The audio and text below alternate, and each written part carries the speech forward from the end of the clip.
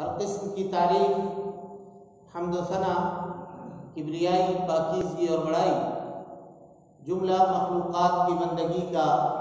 اکیلا مستحق اللہ رب العالمین کے لیے لائق و سزاوار ہے۔ وہی پروردگار عالم ہے، اسی نے ہمیں، آپ کو اور ساری کائنات کو تخلیق بخشی ہے۔ اللہ رب العالمین کی بادشاہت سے دنیا کا کوئی کونا بھی الگ نہیں۔ اللہ رب العالمین اکیلا ہے اور تنہا پوری دنیا کی نگرانی ہر آن، ہر لمحہ اور ہر گھڑی فرما رہا ہے۔ اللہ رب العالمین کا احسان عظیم ہے کہ اس نے ہمیں اور آپ کو مسلمان بنایا، اسلام جیسی عظیم دولت سے مالا مال فرمایا۔ اللہ رب العالمین نے اپنے پیغام کو، اپنی تعلیم کو ساری انسانیت کے لیے عام فرمایا ہے، اور اس کام کو پائے تکمیل تک پہنچانے کے لیے ہر دور میں انبیاء کرام کو دنیا کے اندر بھیجنے کا سلسلہ بھی جاری فرمایا تھا۔ آخری نبی آخری پیغام لے کر، آخری قانون اور آخری شریعت لے کر اس دنیا کے اندر تشریف لائے، اور اس آخری نبی نے جس طرح سے اللہ رب العالمین کے دیے ہوئے آخری پیغام کو پایا تھا، ہو بہو ویسا ہی بغیر کسی کمی اور بیشی کے انسانیت کے سامنے پیش فرما دیا۔ اور اس سے بھی آگے بڑھ کر کے آپ صلی اللہ علیہ وسلم نے اپنی نبوت کی 23 سالہ زندگی میں رات اور دن کی گھڑیوں کے اندر اللہ رب العالمین کے دیے ہوئے آخری پیغام کو عملی طور پر برت کر سارے جہان والوں کے لیے قیامت تک کے لیے بطور نمونہ چھوڑ دیا۔ درود و سلام ہو اشرف المخلوقات میں سب سے افضل، قیامت کے دن بنی نوع آدم کے سردار جناب محمد رسول اللہ صلی اللہ علیہ وسلم پر۔ اللہم صلی علی محمد وعلی آل محمد کما صلیت علی ابراہیم وعلی آل ابراہیم انک حمید مجید۔ اللہم بارک علی محمد وعلی آل محمد کما بارکت علی ابراہیم وعلی آل ابراہیم انک حمید مجید۔ حاضرین گرامی، خواتین اسلام، آج کے اس مختصر اور پر رونق بزم میں میں جس موضوع کی وضاحت کا مکلف کیا گیا ہوں، موضوع ہے اصلاح معاشرہ۔ لیکن اصلاح معاشرہ یہ اپنے وسعت کے لحاظ سے معاشرے میں پائی جانے والی چیزوں کی اصلاح بہت وسیع موضوع ہے، اور اس مختصر وقت میں تمام پہلو کے اوپر روشنی ڈالنا یا گفتگو کرنا ممکن نہیں ہے۔ چنانچہ دو چیزیں ہم نے کوشش کی ہے کہ وہ ہم آپ کے سامنے رکھیں کہ یہ جو حالات، جن حالات سے بھی ہم اور آپ گزر چکے ہیں، ان حالات سے ہم نے کیا سیکھا اور ان سے ہم کو کیا درس اور کیا نصیحت حاصل کرنی چاہیے۔ سب سے پہلی چیز اس سلسلے میں یہ ہے کہ اللہ رب العالمین کی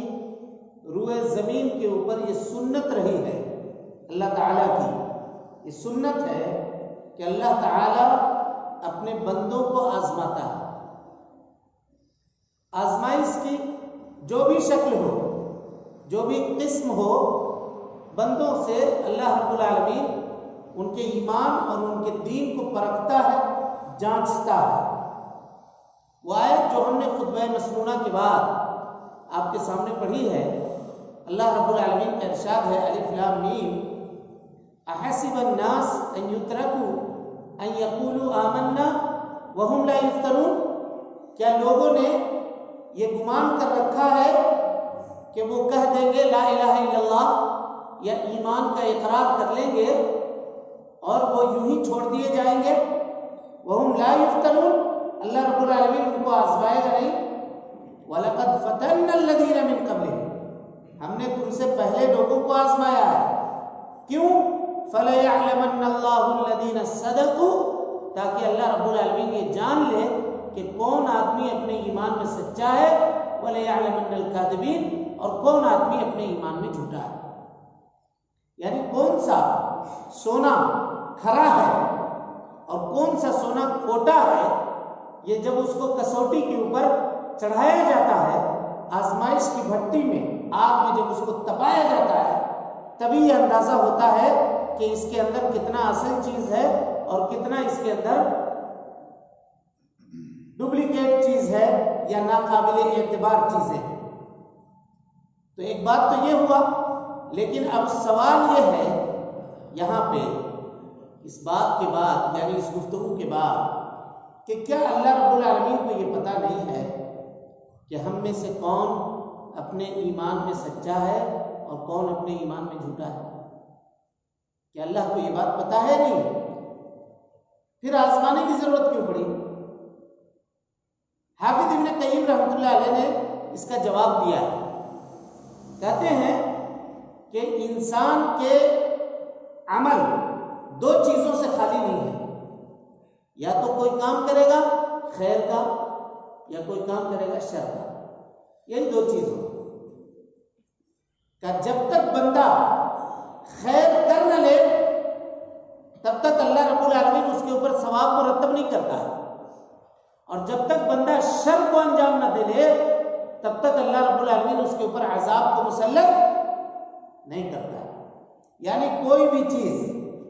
صحیح ہے یا غلط ہے، اس کا اندازہ کب ہوگا؟ تب ہوگا جب وہ کام کیا جائے یا اس کو پرکھا جائے۔ تو اللہ رب العالمین پرکھتا ہے، آزمائش کی بھٹیوں میں انسان کو تپاتا ہے تاکہ پتہ چل جائے کہ اس کا ایمان کھرا ہے یا یہ شخص اپنے دعوے کے اندر کھوٹا ہے، اپنے دعوے کے اندر جھوٹا ہے، یہ پتہ چل جائے۔ اور قیامت کے دن بھی جب تک اللہ رب العالمین اپنے بندوں کے اوپر حجت کو تمام نہیں کرے گا تب تک عذاب نہیں دے گا۔ خود اللہ رب العالمین نامہ اعمال کو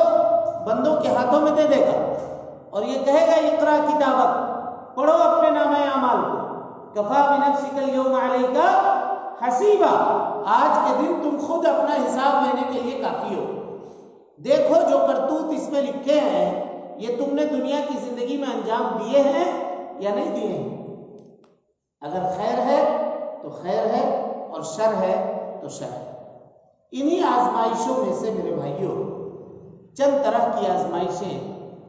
آزمائشوں سے اس دور کے اندر ہم اور آپ گزر رہے ہیں۔ فتنوں کے اس دور میں ہر نئی صبح ہمارے اور آپ کے لیے کوئی ایک نیا فتنہ لے کر کے طلوع ہوتی ہے، ایک نئے فتنے کے ساتھ ہم اور آپ صبح کرتے ہیں۔ لیکن ایسے اس وقت میں ہمارے لیے، آپ کے لیے مناسب حل کیا ہے، وہ مناسب راستہ کیا ہے جس کو اختیار کر کے ہم اس فتنے کا مقابلہ کر سکتے ہیں؟ سب سے پہلی بات اور سب سے آخری بات کہ فتنوں کے اس دور میں آدمی کو چاہیے کہ وہ علماء کے جانب رجوع کرے، ہر مسئلے میں خود سے گفتگو نہ کرے اور کسی بھی کام میں جلد بازی نہ کرے، کوئی بھی معاملے میں جلد بازی نہ کرے۔ جیسے فتنے کے اس دور میں ابھی کئی ایک خودکشی کا مسئلہ پیش آیا، پورے ہندوستان کے اندر، ہندوستان سے باہر لوگوں نے اپنی اپنی رائے اس مسئلے کے اوپر رکھی۔ دوسری بات، ابھی یہ ایک نیا شخص جو پرانا نیا تو نہیں ہے، پرانا ہے لیکن اس نے شوشہ اپنا نیا چھوڑا قرآن مجید کے متعلق کہ اس کی 26 آیتیں جو ہیں یہ ان کو نکال دینی چاہیے اور ان کو قرآن مجید سے ختم کر دینی چاہیے۔ تاریخ شاہد ہے کہ اس طرح کی چیزیں، کوششیں اس سے پہلے بھی ہو چکی ہیں، لیکن عدلیہ نے ان کو خارج کر دیا اور اس طرح کی شکایتوں کو سننے سے انکار کر دیا۔ لیکن وہ زمانہ دوسرا تھا اور اب جو زمانہ ہے، اب کی جو حالات ہیں وہ حالات دوسرے ہیں، ہوا اپنے رخ کو بدل چکی ہے۔ ایسے اس وقت میں ایک شخص کا اس طرح سے گفتگو کرنا، یہ میرے بھائیوں یہ نہایت نقصان دہ ثابت ہو سکتا ہے اگر ہم نے مناسب طریقے سے اس کو سمجھا نہیں اور اس کو مناسب طریقے سے اس کا جواب دیا نہیں۔ قرآن مجید میں سب سے پہلی چیز تو یہ سمجھنے کی ہے کہ یہ کتاب مقدس قرآن مجید، جس کو ہم اور آپ آسمانی کتاب تسلیم کرتے ہیں اور آسمانی کتاب مانتے ہیں، کیا اس کتاب کے حق کو، جو حق تھا ہمارے اوپر، کیا ہم نے اس کو ادا کیا؟ سب سے پہلا سوال یہی ہے۔ آج ٹھیک ہے کسی ایک شخص کے کہنے پر ہمارے جذبات ضرور مجروح ہوئے ہیں، لیکن اس کتاب کا جو حق تھا، اس کتاب کے تعلق سے ہماری جو ذمہ داری تھی، کیا اس ذمہ داری کو ہم نے پورا کیا، مکمل کیا؟ کتنے لوگ اس مجلس میں بیٹھنے والے، چاہے وہ مرد ہوں یا عورتیں ہوں، انہوں نے آج قرآن مجید پڑھی ہوگی؟ کتنے لوگ؟ اگر مشکل سے شمار کیا جائے تو 10 لوگ بھی ایسے ہم اپنے پورے بھرپور معاشرے کے اندر جہاں ہم زندگی جی رہے ہیں، 10 لوگوں کو بھی ایسا ہم نہیں نکال سکتے۔ نتیجہ یہ ہے ہم کو قرآن مجید پڑھنے کے لیے وقت نہیں ہے۔ علامہ ابن تیمیہ رحمۃ اللہ علیہ کہتے ہیں، غور سے سنیے گا، کہ فجر کے نماز کے بعد وہ قرآن مجید کی تلاوت کے لیے بیٹھتے تھے، فجر کی نماز کے بعد، اور ناشتے کے وقت تقریباً 10 ساڑھے 10 بجے اٹھتے تھے اور قرآن مجید کی تلاوت ان کی اس وقت مکمل ہوتی تھی۔ کہتے تھے کہ جس روز میں جس مقدار سے قرآن مجید کی تلاوت کرتا تھا، اللہ رب العالمین اس روز مجھ سے اتنا لکھنے پڑھنے کا کام لیتا تھا۔ علماء طلبہ جانتے ہوں گے، یہ مشہور ہے کہ علامہ ابن تیمیہ رحمۃ اللہ علیہ نے جتنی باتیں لکھ دی ہیں اپنی زندگی میں، ہم لوگ اپنی پوری زندگی میں اتنی باتیں پڑھ نہیں سکتے جتنا وہ لکھ کر کے چلے گئے۔ اب ان کے وقت اوقات میں آدمی پریشان ہوتا ہے کہ برکت کہاں سے تھی؟ یہ برکت قرآن مجید کی تھی، جس کا انہوں نے تذکرہ کیا اور کہا کہ جس دن میں جتنی زیادہ قرآن مجید میں اپنا وقت لگاتا تھا، اس دن لکھنے پڑھنے کا کام اتنا زیادہ کیا۔ لیکن آج ہم کو دوسری چیزوں سے، سوشل میڈیا سے، واٹس ایپ سے، فیس بک سے فرصت نہیں ہے کہ ہم اس کتاب کو کھول کر کے دیکھیں اور اس کتاب کے اوپر عمل کرنے کی کوشش کریں، یا اس کے معانی اور اس کے مفہوم اور اس کے تفسیر کو پڑھنے کی کوشش کریں۔ نتیجہ یہ ہے کہ کتاب کو ہم نے بھلا لیا، کتاب سمجھتے نہیں ہیں، تو ظاہر سی بات ہے اس پر غیر اور دوسرے لوگ اپنی باتیں رکھیں گے، اور جب وہ اپنی باتیں کریں گے تو ہم جب اپنی کتاب کی پوری تعلیم نہیں ہے ہم کو، تو ہم ان کو جواب کیا دیں گے؟ کیا بتائیں گے؟ بھائی ہر سماج اور ہر سوسائٹی میں اس کے کچھ داخلی قانون ہوتے ہیں، اس کے کچھ خارجی قانون ہوتے ہیں۔ کچھ قانون کا تعلق ڈیفنس سے ہوتا ہے اور کچھ قانونوں کا تعلق اوفنس سے ہوتا ہے، یعنی کچھ اقدام ہوتا ہے اور کچھ چیزیں ہوتی ہیں جو پسپائی کی ہوتی ہیں، یا اس کو پسپائی کہیے یا یہ کہیے کہ حفاظتی چیزیں ہوتی ہیں۔ قرآن مجید نے اپنے ماننے والوں کے لیے یہ دونوں چیزیں دی، اور معاشرے اور سماج اور سوسائٹی کے لیے یہ ساری چیزیں فٹ ہیں۔ اب اگر کوئی شخص آ کر کے یہ کہے، اب آج تک کی جو خبر ہے وہ یہ ہے کہ جس کمیونٹی کا یہ ماننے والا تھا یہ شخص، اس کے کمیونٹی کے لوگوں نے بھی اس سے برات کا اظہار کیا، یہ ایک اچھی بات۔ لیکن آج تک لوگ قرآن مجید کے تعلق سے نقص کا دعویٰ کرتے تھے۔ یہی شیعہ یہ کہتے تھے کہ حضرت ابوبکر صدیق نے، حضرت عمر بن خطاب نے اور حضرت عثمان غنی رضی اللہ عنہ اجمعین نے قرآن مجید کی وہ آیتیں کم کر دی ہیں جس میں اللہ رب العالمین نے حضرت علی رضی اللہ تعالیٰ عنہ کے ولایت کا تذکرہ کیا۔ آج تک یہ کم ہونے کا دعویٰ کرتے تھے۔ یہ پہلا شخص ہے جس نے یہ دعویٰ کیا ہے کہ اب یہ آیتیں بڑھا دی گئی ہیں۔ تو سوال یہ پیدا ہوتا ہے کہ اگر یہ آیتیں بڑھا دی گئی ہیں تو ان کے بعد خلیفہ حضرت علی تھے، حضرت علی رضی اللہ تعالیٰ عنہ نے ان آیتوں کو نکالا کیوں نہیں؟ ان آیتوں کو کم کیوں نہیں کیا اگر وہ چیزیں قرآن مجید میں نہیں تھی تو؟ اور دوسری بات کہ یہ وہ کتاب ہے جس کی حفاظت کی ذمہ داری اللہ رب العالمین نے لی ہے، اور اللہ رب العالمین اگر کسی کتاب کی حفاظت کی یا کسی چیز کی حفاظت کی ذمہ داری لے لے تو اس کی حفاظت کس طرح سے ہوتی ہے یہ ہم مسلمانوں کے درمیان مخفی اور پوشیدہ نہیں ہے، اور اس کا ایک آنکھوں دیکھا معاملہ اب جان سکتے ہیں، سن سکتے ہیں، جو تاریخ کی کتابوں کے اندر آج بھی موجود ہے۔ مامون خلیفہ تھے، سال میں ایک مرتبہ مجلس لگتی تھی ان کی بغداد کے اندر، اور شہر کے سارے سرکردہ لوگوں کو وہاں اکٹھا کیا جاتا تھا، بلایا جاتا تھا، مشورہ طلب کرتے تھے۔ کسی بھی معاملے میں اگر مشورے کی ضرورت ہوتی تھی تو ایک مجلس لگا کرتی تھی، اس میں مشورہ طلب کرتے تھے۔ ایک مرتبہ بیٹھے ہوئے تھے مشورہ کے لیے، ایک شخص داخل ہوا اور اس نے گفتگو کی مامون کے سامنے۔ مامون خلیفہ کو گفتگو پسند آئی تو سوال کیا اس نے، اے اسرائیلی، کیا تم یہودی ہو؟ کہا کہ ہاں میں یہودی ہوں۔ مامون نے آفر کیا، کہا اسلم، اسلام قبول کر لو، عقل مند آدمی ہو، صاحب رائے ہو، اچھی باتیں کرتے ہو، اسلام قبول کر لو، حتی افعل بک، یہاں تک کہ میں تمہاری تکریم کر سکوں، تمہاری عزت افزائی کر سکوں، تم کو اپنے قریبی مصاحف میں تمہاری جگہ متعین کر دوں۔ کہا کہ ٹھیک ہے دیکھیں گے۔ یہ کہہ کر کے وہ یہودی اس مجلس سے اٹھ کر کے چلا گیا۔ دوسری سال جب وہ مجلس لگی تو وہی یہودی داخل ہوا اور اس نے مامون کو سلام کیا، کہا السلام علیکہ یا خلیفۃ المسلمین۔ مامون پہچان گئے، پوچھا انہوں نے الست صاحبنا بالامس، کہا تم ہمارے وہی ساتھی نہیں ہو جو تم گزشتہ سال آئے تھے؟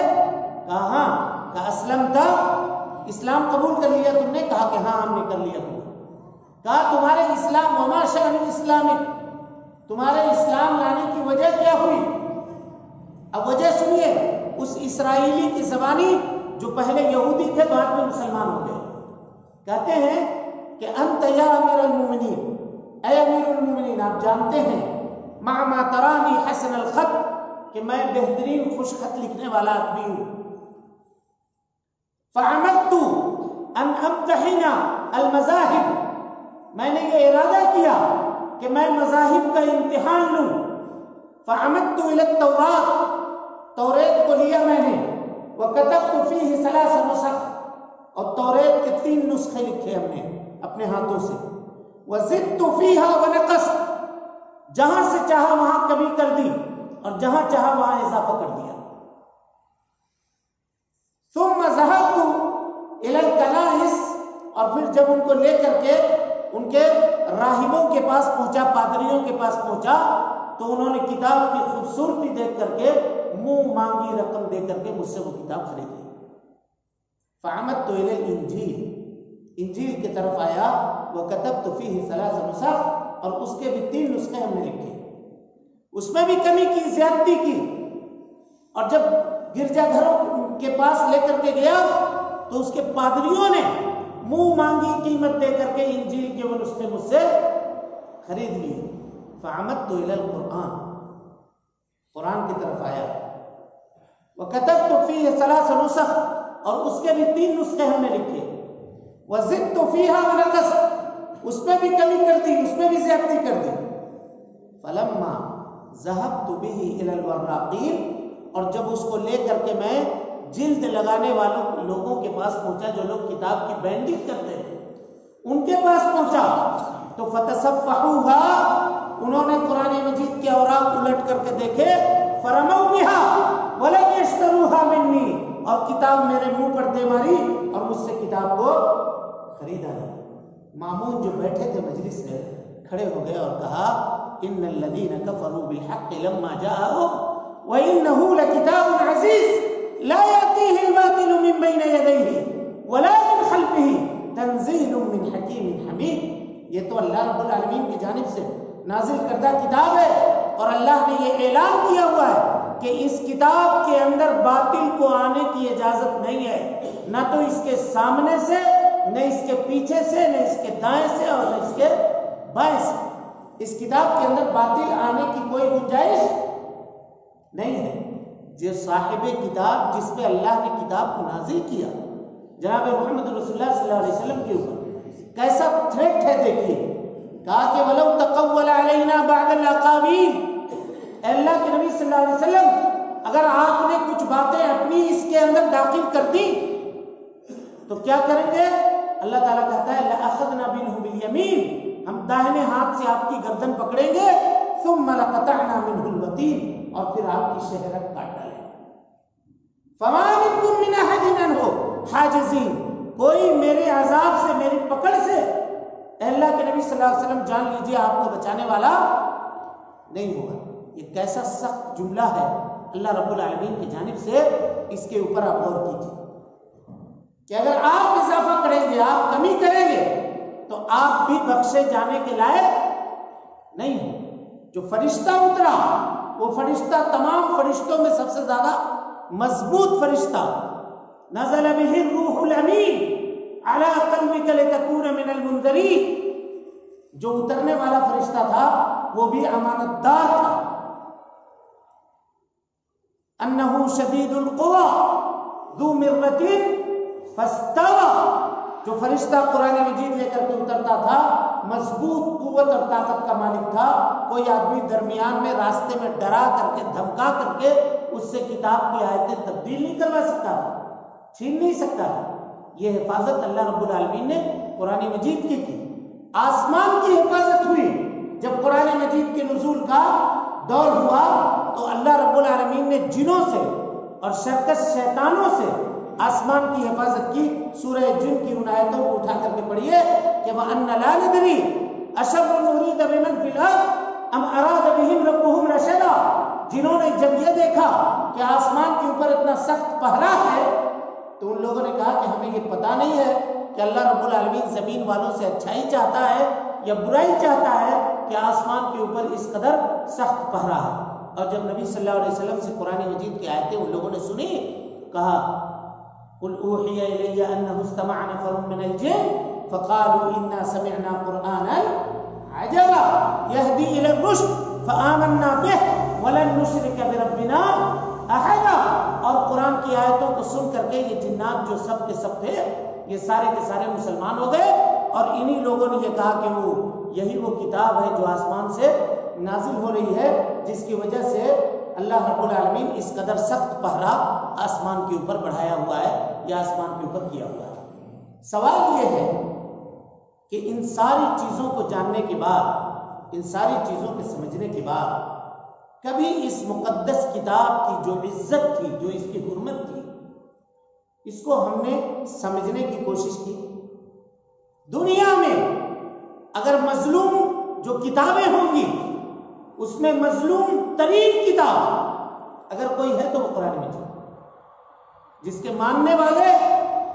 اس کے لیے اپنے جان دینے کے سے بھی پیچھے نہیں ہٹتے، لیکن اس کو آج تک سمجھتے نہیں، سمجھ کر نہیں پڑھتے. اب یقین مانیے کوئی انگلش پڑھنے والے کو، انگلش نہ جاننے والے کو آپ اگر انگلش میں کتاب دے دیں وہ پڑھے گا؟ کبھی نہیں پڑھے گا. اس سے میں یہ انکار نہیں کر رہا ہوں کہ اگر کوئی آدمی اس کی صرف آیتیں پڑھے تو اس کو ثواب نہیں ہے، ثواب ہے، لیکن قرآن مجید کے نزول کا صرف یہی مقصد نہیں ہے، صرف یہی مقصد نہیں ہے کہ اس کو یوں ہی پڑھتا جائے آدمی، یا پھر تراویح کی نماز میں کھڑے ہو کر کے اس کو سن لے، یا پھر جن اور شیطان کو بھگانے کے لیے اس کی آیتوں کا استعمال کرے، تبرک حاصل کرنے کے لیے توغرا بنا کر کے اس کو اپنی دیواروں کے اندر لٹکا لے. یہ نزول قرآن کا مقصد نہیں ہے میرے بھائیوں. نزول قرآن کا مقصد یہ ہے کہ اس کی آیتوں کو سمجھا جائے، اس کی آیتوں کو اپنی زندگی کے اندر نافذ کیا جائے. اور صحابہ کرام رضوان اللہ علیہم اجمعین نے جب ان آیتوں کو سمجھا اور ان کو اپنی زندگی کے اندر نافذ کرنے کی کوشش کی تو اللہ رب العالمین نے ان کو جبین دہر کا جھومر بنا دیا. پوری دنیا کی پیشانی کے اوپر چمکتے ستارے صحابہ کرام جس فارمولہ اور جس نسخے سے بنے تھے وہ قرآن مجید کی آیتوں کے اوپر عمل تھا، وہ جناب محمد رسول اللہ صلی اللہ علیہ وسلم کے سنتوں کے اوپر عمل تھا. ہم نے ان دونوں چیزوں کو ترک کر دیا اور تیسرا چوتھا راستہ اختیار کیا عزت کے لیے. نتیجہ یہ ہوا کہ دنیا کی زندگی کے اندر ذلیل و خوار، اور پھر آخرت میں بھی اگر یہی روش ہے تو ذلت، نامرادی، ناکامی ایسے قوم کا مقدر ہے جو قوم اس طرح کے اعمال دنیا کی زندگی کے اندر انجام دیتی ہے۔ قرآن مجید کی وہ 26 آیتیں ہیں، وہ کون کون آیت ہے؟ وہ ابھی پیٹیشن اس کا PIL نکل کر باہر تو نہیں آیا، اگر وہ باہر آئے تو اس کی ہر ایک آیت کے اوپر جواب دینا یہ ہم ہر مسلمان کا فرض ہے۔ کوشش کیجئے کہ اس کو سمجھیے، اور اس کے سمجھنے کے بعد علماء سے ملاقات کیجئے، ملیے، اور ان آیتوں کے اوپر اعتراضات کیا بنتے ہیں اور اس کے جواب کس طرح سے دیے جا سکتے ہیں، ان جوابات کو سمجھ کر کے علماء سے اس کو عام کیجئے، لوگوں کے درمیان پھیلائیے، کیونکہ یہ وہ مقدس کتاب ہے جس کتاب میں سوائے خیر کے شر کی کہیں پر سے کوئی گنجائش نہیں۔ اگر کوئی اس کی آیتوں کو برا سمجھتا ہے تو وہ سمجھنے والے کے فہم کے اوپر ہے، اس کے عقل کے اوپر ہے کہ اس نے اس کتاب کو سمجھا نہیں، لیکن اگر غور سے سمجھے، سلف کے طریقے اور قانون کے مطابق سمجھے، اس طریقے کے مطابق سمجھے جس طریقے پہ صحابہ کرام نے قرآن مجید کو سمجھا تھا، تو اس کو کہیں پر سے کوئی آیت، کوئی لفظ ایسا نہیں ملے گا جس کے اوپر وہ اعتراض کر سکے یا جس کے اوپر وہ سوالیہ نشان کھڑا کر سکے۔ میرے بھائیوں، یہ ایک پہلو تھا اصلاح معاشرہ میں گفتگو کا۔ اب دوسرے پہلو کی طرف ہم آپ کی توجہ مبذول کرانا چاہتے ہیں، وہ یہ ہے کہ ایک بہت بڑے حادثے سے، پینڈیمک سے، مہاماری سے ابھی ہم اور آپ گزرے۔ امتحان تھا اور اب بھی چل رہا ہے، پتہ نہیں آگے چل کر کیا معاملہ ہو کیا نہیں ہو، لیکن کبھی ہم نے غور کیا اس بات کے اوپر کہ اللہ رب العالمین نے ہم کو اور آپ کو باقی کیوں رکھا؟ بہت سارے لوگ تو چلے گئے، اس بیماری سے گئے، اس بیماری کے بغیر گئے، ہم اور آپ زندہ ہیں اس بیماری کے باوجود بھی۔ تو کبھی غور کیا کہ اللہ نے ہم کو بچا کے کیوں رکھا ہے؟ کوئی ہم بہت بہادر تو نہیں تھے، یا کوئی ہم نے بہت زیادہ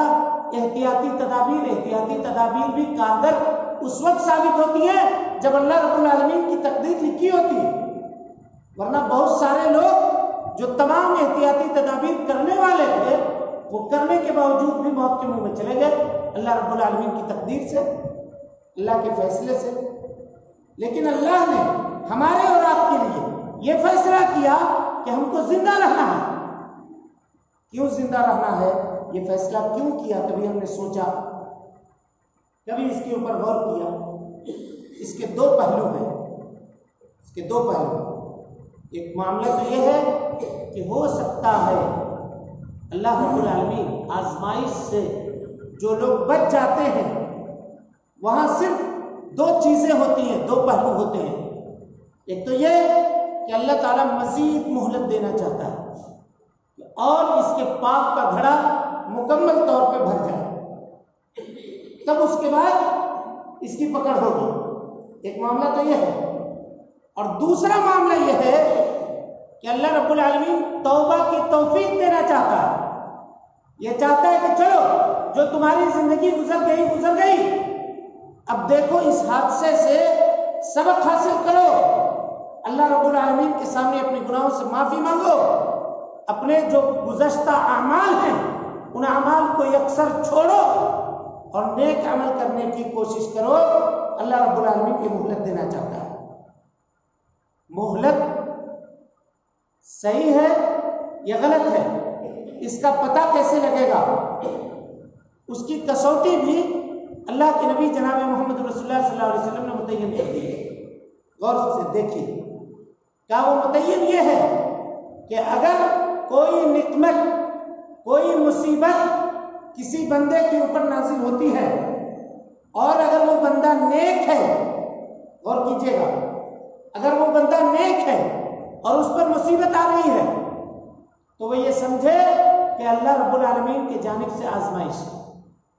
اب آزمائش کا سبب کیا ہے؟ حدیث سنیے،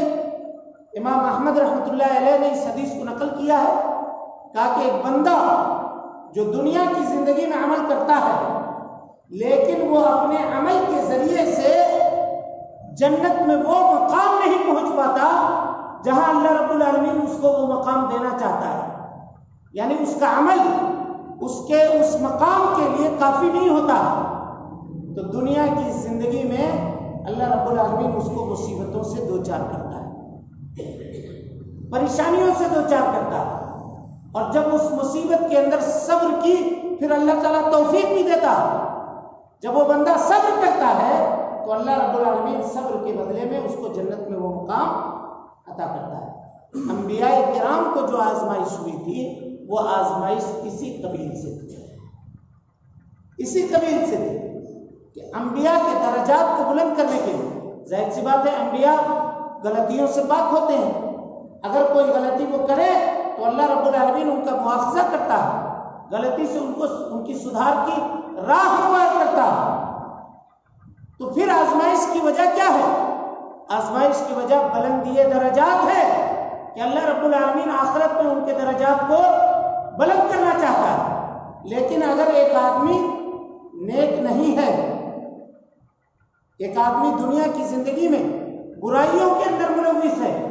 اللہ اور اس کے رسول کی نافرمانی میں مبتلا ہے، تو اس شخص کو جاننا چاہیے کہ اس کے اوپر یہ آزمائش دو چیزوں سے خالی نہیں ہے۔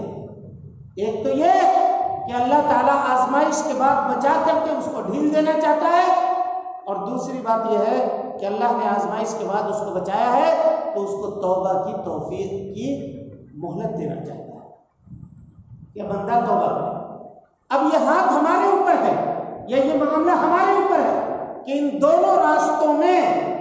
کون سا راستہ ہم اختیار کرتے ہیں، توبہ کا راستہ یا پھر اللہ رب العالمین کی نقمت کا راستہ، رب العالمین کی ناراضگی کا راستہ۔ دونوں راستوں میں سے کون سا راستہ اختیار کرتے ہیں یہ ہمارے ہاتھ میں ہے۔ تب رہا کہ مصیبت کے زمانے میں یا مصیبت کے بعد بھی کبھی بھی بندے کو اللہ رب العالمین سے بدگمان نہیں ہونا چاہیے، یہ جان لیجیے۔ اللہ تعالیٰ کا کوئی بھی فیصلہ چاہے کوئی فیصلہ اللہ نے کیا ابھی، اور ابھی ایٹ پریزنٹ ہم کو وہ فیصلہ لگ رہا ہو کہ یہ فیصلہ ہمارے لیے اچھا نہیں ہوا، ٹھیک نہیں ہوا، لیکن اللہ کا فیصلہ ہے تو وہ بندے کے لیے خیر ہی کا فیصلہ ہے، یہ جان لیجیے، چاہے کوئی بھی فیصلہ ہو، کیونکہ اللہ تعالیٰ کہتا ہے وَمَا رَبُّكَ بِظَلَّامٍ لِّلْعَبِيدِ، تمہارا رب بندوں کے اوپر ظلم کرنے والا نہیں ہے، وَلَا يَظْلِمُ رَبُّكَ أَحَدًا، اللہ رب العالمین تم میں سے کسی کے اوپر ظلم نہیں کرتا۔ اولاد کا انتقال ہو جائے، بیوی دنیا سے رخصت ہو جائے، یا اسی طریقے سے کوئی اور مصیبت آئے، کاروبار میں گھاٹا ہو جائے، نقصان ہو جائے، ماں باپ دنیا سے رخصت ہو جائے، ان تمام چیزوں میں ایک بندے مومن کو یہ سوچنا چاہیے کہ اسی میں ہمارے لیے خیر ہے۔ اللہ نے ہمارے لیے یہی چیز اگر پسند فرمایا ہے تو اللہ کی پسند کے اوپر بندے کو راضی ہونا چاہیے، اس میں واویلا نہیں کرنا چاہیے، یا اللہ رب العالمین سے شکایت نہیں کرنی چاہیے۔ غور کیجیے، حافظ ابن قیم رحمۃ اللہ علیہ نے ایک بات لکھی ہے ایسے اس موقع پر، کہا کہ اللہ تعالیٰ دنیا میں ایک شخص کو، اور یہ مسند دارمی کی صحیح روایت ہے کہ اللہ تعالیٰ اپنے علم کے مطابق اپنے بندے کو جانتا ہے، وہ جانتا ہے کہ اگر ایک بندے کو مال دیں گے تو مال و دولت میں پڑھ کر کے وہ اپنے ایمان کو ضائع کر دے گا، اس لیے اللہ تعالیٰ دنیا کی زندگی میں اس کو غریب رکھتا ہے۔ اور کہا ایک شخص کے بارے میں اللہ تعالیٰ یہ جانتا ہے کہ اگر اس کو غریب رکھیں گے تو غربت میں پڑھ کر کے یہ اپنے ایمان کو ضائع کر دے گا، تو اللہ تعالیٰ اس کو مالدار بناتا ہے تاکہ مالداری میں وہ اپنے ایمان کی حفاظت کرے۔ اسی طریقے سے صحت جس کے لیے بہتر ہوتی ہے اللہ تعالیٰ اس کو صحت مند رکھتا ہے، جس کے لیے بیماری بہتر ہوتی ہے اللہ رب العالمین اس کو بیمار رکھتا ہے۔ اللہ تعالیٰ اپنے بندوں کے ایمان کی حفاظت کرتا ہے۔ اور اس کے ایمان کی حفاظت کی تدابیر میں سے یہ تدابیر ہیں جو دنیا کے اندر آپ الٹ پھیر دیکھتے ہیں، جو کچھ بھی دیکھتے ہیں، لیکن صرف اللہ کی حفاظت سے اگر بندہ نہ چاہے تو یہ حفاظت نہیں ہوگی۔ اب کہیے گا تب تو تقدیر کا کوئی معنی نہیں رہا، تو تقدیر کا معنی ہے، اس مسئلے کو سمجھیے۔ تقدیر کی بیسیکلی دو قسمیں ہیں، ایک تقدیر کونی قدری اور ایک تقدیر شرعی۔ تقدیر کونی قدری کہتے ہیں وہ تقدیر جس میں بندے کو کوئی اختیار نہیں ہے، کوئی اختیار نہیں ہے بندے کو۔ مثال کے طور پہ اب کسی کے تقدیر میں لکھا ہوگا کہ فلاں شخص بیمار پڑے گا، اب وہ لاکھ کوشش کر لے بیماری سے بچنے کی، اپنے آپ کو نہیں بچا سکتا۔ سمجھ والی بات؟ یہ تقدیر کی وہ قسم ہے جس میں بندے کو کوئی اختیار حاصل نہیں ہے۔ لیکن تقدیر کی ایک اور قسم ہے جس کو تقدیر شرعی کہتے ہیں، اس تقدیر شرعی میں بندے کو بھی اختیار ہے، بندے کو بھی اختیار ہے۔ اسی کو اللہ رب العالمین نے کہا وَلَا يَرْضَىٰ لِعِبَادِهِ الْكُفْرَ، اللہ رب العالمین اپنے بندوں کے کفر سے راضی نہیں ہوتا ہے، لیکن بندے کو اختیار دیا ہے کہ وہ چاہے تو نیکی کرے، چاہے تو برائی کرے۔ اللہ تعالیٰ چاہتا ہے کہ سارے کے سارے بندے نمازی بن جائیں، چاہتا ہے نہیں چاہتا؟ تب تو اس نے نماز کو فرض کیا، تب تو اس نے نماز کو فرض کیا، لیکن ساتھ ساتھ اس نے بندوں کو یہ اختیار دیا ہے کہ چاہے نماز پڑھے یا نہ پڑھے۔ اگر آپ نے کسی ایسے شخص کو دیکھا ہے جو نماز پڑھنے کے لیے نہ آتا ہو تو اس کے کاروبار میں گھاٹا ہو گیا ہو عام طور پہ، یا کسی ایسے شخص کو دیکھا ہے کہ نماز پڑھنے کے لیے نہیں آیا تو آج دن کا کھانا اس کو نصیب نہ ہوا ہو؟ کبھی نہیں، سب کو روزی مل رہی ہے۔ کیوں؟ اس لیے کہ یہ تقدیر شرعی ہے۔ اور کل قیامت کے دن جب بندہ کھڑے ہو کر کے یہ کہے گا کہ اللہ لو شاء اللہ ما اشرکنا، اگر تو چاہتا تو ہم شرک نہیں کرتے، تو نے چاہا تو ہم نے شرک کیا، تو اللہ تعالیٰ کہے گا ہم نے تم کو عقل دی تھی، کتاب نازل کیا تھا، رسولوں کو بھیجا تھا، دنیا کے معاملے میں اچھا برا سمجھتے تھے، اس میں نہیں بات سمجھ میں آئی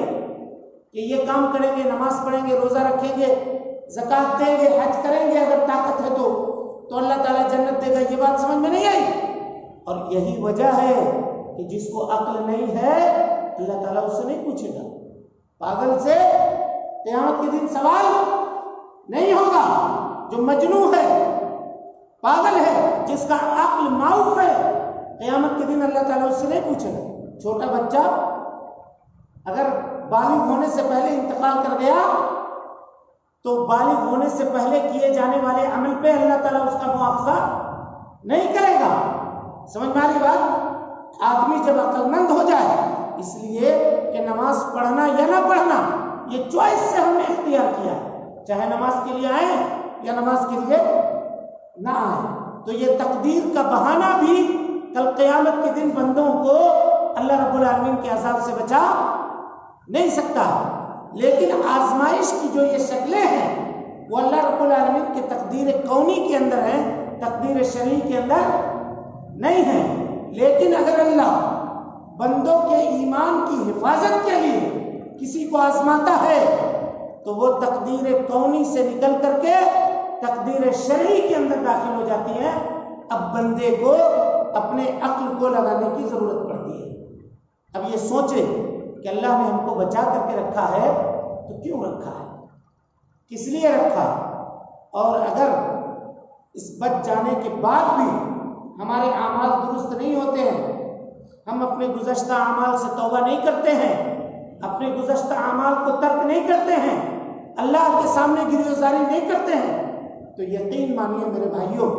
ہم سے بڑا بد نصیب روئے زمین میں کوئی دوسرا نہیں ہوگا، کیونکہ اللہ نے اتنا رحم کیا ہمارے اوپر، اتنا کرم کیا ہمارے اوپر کہ ہم کو جہاں دنیا کی بڑی بڑی سپر پاور طاقتیں گھٹنوں کے بل کھڑی تھی، وہاں ہم لوگ اپنے گھروں کے اندر آرام سے چین سے سکون سے سو رہے تھے، کوئی بیماری کا خوف نہیں تھا، باوجود اس کے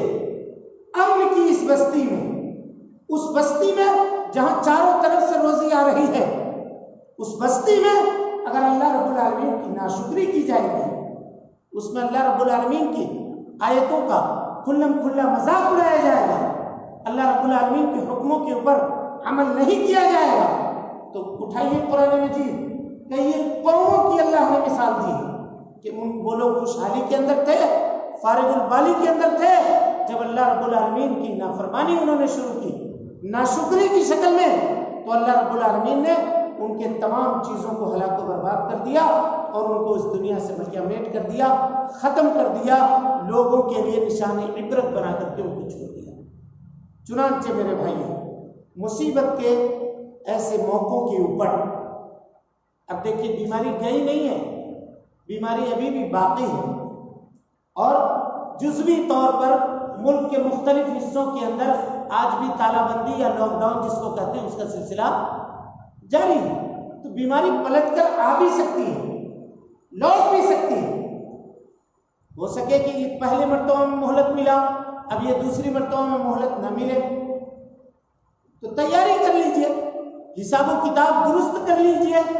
اللہ رب العالمین کے سامنے توبہ کر لیجئے، اللہ سے معافی مانگ لیجئے، یہی مہلت کے ایام ہیں، اسی کو بڑھوے کار لائیے۔ اور آخری بات اس سلسلے میں یہ ہے میرے بھائیوں کہ چاہے جو بھی مصیبت اور پریشانی آئے، بیماری کی شکل میں، کاروبار اور تجارت میں نقصان کی شکل میں، تو اس کو یہ سمجھنا چاہیے کہ اللہ کا فیصلہ ہے اور اسی میں ہمارے لیے خیر، اسی میں ہمارے لیے بھلائی ہے، کیونکہ اگر ابھی ہم کو لگ رہا ہے کہ یہ فیصلہ ہمارے لیے اچھا نہیں ہوا، لیکن انجام کے اعتبار سے جب آپ دیکھیں گے تو اس فیصلے کے اندر کوئی نہ کوئی خیر کا پہلو ضرور ایسا ملے گا جس سے ہمیں اور آپ کو خوشی حاصل ہوگی، جس سے ہمیں اور آپ کو اطمینان حاصل ہوگا۔ اور میرے بھائیوں، حسن ظن اور اللہ سے اچھی امید یہ صرف عمل کی بنیاد پر لگائی جا سکتی ہے۔ ایک آدمی عمل نہ کرے ایک آدمی اور وہ یہ کہے کہ ہم اللہ سے اچھی امید لگائے ہوئے ہیں، تو یہ اللہ سے اچھی امید نہیں ہے بلکہ اللہ سے پوری امید ہے۔ آدمی کو چاہیے کہ پہلے عمل کرے، اعمال صالحہ انجام دے، نیکی کرے، اور اس کے بعد اللہ سے اچھی امید رکھے کہ اللہ رب العالمین ہم کو ثواب سے نوازے گا، ہمارے اس عمل کے ذریعے سے ہم کو جنت سے نوازے گا۔ اور ایک آدمی عمل نہیں کرتا، خیر کا کام نہیں کرتا، اور وہ یہ سوچتا ہے کہ اللہ رب العالمین ہم سے خوش ہو جائے، ہم کو جنت میں داخل کر دے، تو ایسا نہ تو دنیا میں ہوتا ہے اور نہ کل قیامت کے دن آخرت میں ہونے والا ہے۔ اللہ رب العالمین سے دعا ہے کہ اللہ تعالی ہمیں اور آپ کو حسن عمل کی توفیق دے، ہماری اصلاح فرمائے، جب تک زندہ رکھے دین اسلام پہ زندہ رکھے، اور جب اٹھائے ایمان پہ اٹھائے۔ آمین وآخر دعوانا ان الحمدللہ رب العالمین۔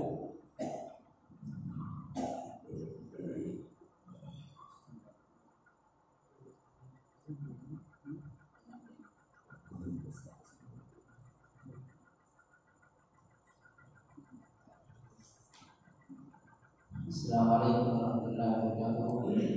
محترم سامعین، خواتین اسلام، ابھی آپ سن رہے تھے حافظ ابو ہریرہ سرف مدنی حفظہ اللہ سے، یقیناً انہوں نے بڑی بدی کی بات ہمیں بتائی۔ پورا خلاصہ اگر یہ کہا جائے کہ ہم اس مجلس سے اٹھنے سے پہلے اگر یہ تہیہ کر رہے، یہ اپنے آپ سے وعدہ کر رہے اور کہ ہم اپنی زندگی کا یا اپنے دین اولاد میں جو فارغ اوقات رکھتے ہیں اور ساتھ ہی ساتھ یعنی قرآن مجید سے اس طرح سے جڑ جائیں، قرآن مجید کو دل سے اس طرح سے لگا لیں، قرآن سے اتنی ہمیں محبت ہو جائے، قرآن کی تلاوت اتنی کثرت سے کریں، اس کے سمجھنے، غور و فکر کرنے اور تدبر کرنے میں اپنا وقت جو بھی ہمارے پاس وقت بچتا ہے اپنے کاروبار، اپنے اہل و عیال کے بعد اس کو لگا دے، تو یقیناً یہ جو دنیا کے اندر جو فتنے اٹھ رہے ہیں یہ خود بخود اللہ تعالیٰ اس سے نمٹ لے گا، کیونکہ اللہ تبارک و تعالیٰ خود ہی اس کی ذمہ داری لیا ہے۔ ہمیں بہت خوف کرنے کی ضرورت نہیں ہے، اللہ نے چیلنج بھی کیا ہے پوری دنیا سے، ابھی نہیں بلکہ اس دور میں بھی کیا جب بہت بڑے بڑے علماء اور صحابہ بزرگان کرتے تھے عرب میں، ان سے بھی چیلنج تھا، لیکن کچھ ہماری بھی کوتاہی ہے کہ ہم نے اس کتاب کو بس سے کچھ ڈال دیا۔ اگر ہم اس کتاب سے جڑ جائیں گے، محبت کریں گے، دل سے لگائیں گے، کثرت سے اس کی تلاوت کریں گے، یعنی بغیر قرآن کی تلاوت کے ہمیں چین نہیں آنی چاہیے، ہمیں نیند نہیں آنی چاہیے، ہمارے دن نہیں گزرنی چاہیے، یعنی بے چینی سے کیفیت ہو جانی چاہیے، تو یقیناً یہ سارے مسائل حل ہو جائیں گے۔ اور جس نے یہ چیلنج کیا ہے وہ تو خیر اللہ تبارک و تعالیٰ اس کا معاملہ تو اس کے ساتھ ہے، اس کی کتاب ہے، اللہ تعالیٰ خود ہی وعدہ کر لیا کہ ہم اس کی حفاظت کریں گے، لیکن شرط یہ ہے کہ ہم بھی کچھ اپنا ایمان جذبہ کو دکھائیں۔ تو بہرحال قرآن مجید یقیناً ہمارے لیے یہ بڑا پیغام تھا آج کے اس اصلاحی پروگرام میں کہ قرآن مجید ہمیں چاہیے